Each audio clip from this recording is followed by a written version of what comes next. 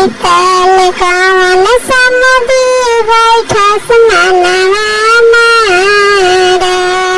जानू समधी हारले जानू समधी जीतल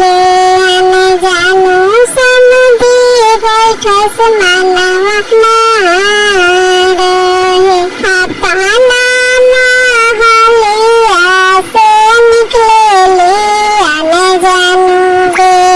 काहे पापा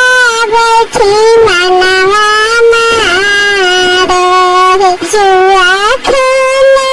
गईनी बेटी कांचना बगिया तोहरा की